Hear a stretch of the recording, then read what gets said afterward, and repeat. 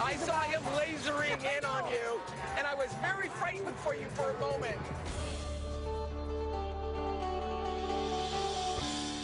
I came to see Tony Robbins in action with my friend and own president, Sherry Salata. One of the most entertaining moments of the day for me was when Tony seemed to zero in on Sherry in front of the sold-out crowd, which made her very uncomfortable. Sherry, you were very wonderful when I was talking directly to you. I knew it! I know you knew it. But you handled it quite well. I did it in the middle of a story, so no one would know I was talking to you. Oh, my God. Sherry goes, oh, my God. He's talking directly to me. I go, he is, Sherry. I goes, he has lasered in on it. He has got your number. You may want love more than anything, but you may be putting significance first. Or certainty, because it's something you can control. Oh, my God. This is the funniest moment ever, because when you went over to the guy and you touched his belly and you called him Buddha. Rub that little belly, Buddha, come, right? You're really stressed out, you eat, comfortable, right?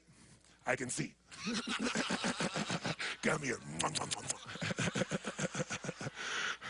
Sherry goes, if he comes over here, if he does that to me, I'm gonna go.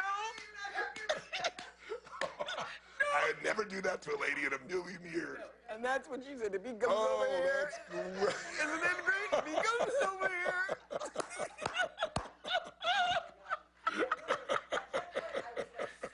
Sherry says, if he comes over here, I'm going to start bawling like a baby. Oh, God. We had the best time.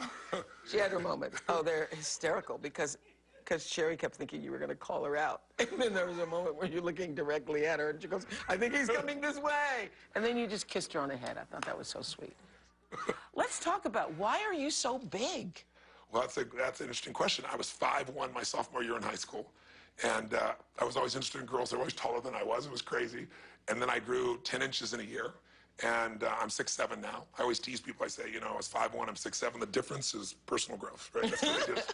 But what happened was I had a tumor. And I didn't even know it until I was 32, 31 years old. I'm a helicopter pilot. And you have to renew your license and get a medical. And I went in, this doctor decided to do testing. But I went and did the scans and found out I had a pituitary tumor right at the base of my brain. And it forced a huge amount of growth hormone in my body and made me just explode in growth. But then this is the miraculous part. This is the grace. No one can explain why. It infarcated, which is the technical term for it, shrunk down by about 1/3 its size. So there's a cabinet on its own. I never even know I had it, right? No, nothing. And so I have this significant amount of growth hormone in my body still. And the guy, you know, he diagnosed me by saying, you know, you got this growth hormone in your body, that's on you have a tumor. And I'm like, you know, how'd you figure that out with these hands, this body, you know, give me a break, right? But he was right. And so doctors wanted to cut it out. You know, you can die from that, not to mention a million other complications. Another doctor, you know, he said, go to Switzerland, take these injections, only have to do it 3 times a year, and you'll never have to worry about it. I said, but if I don't have an enlarged heart, if all the symptoms you're worried about are not there, and I'm not still growing, why would I take a drug? Because your heart's normal. My heart's normal, right? Or maybe you have a big heart, too. I'll take that. A big heart, too. I believe that's true. I don't know if that's growth hormone. Well, I can feel your heart up on the stage. I mean, I didn't know what to expect when I came. I didn't know whether you're like, you know, Mr. Motivational guy. Or I so hate that. I hope that people hearing you or seeing this interview, I hope that people still think that will get a sense of I didn't feel that at all. I felt like you are a catalyst for getting other people to change the way they think about themselves. And you either are open to it, because I walked in being open to see and experience whatever it was. You're either open to it or you're not.